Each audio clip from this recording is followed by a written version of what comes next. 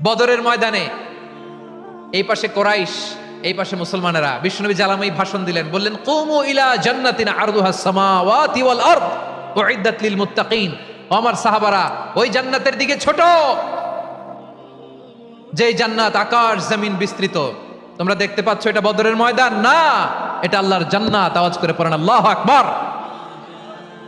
বিশ্বনবী বললেন ছোট ওই জান্নাতের দিকে, যে জান্নাতের বিস্তৃতি আকাশ জমিন বিস্তৃত।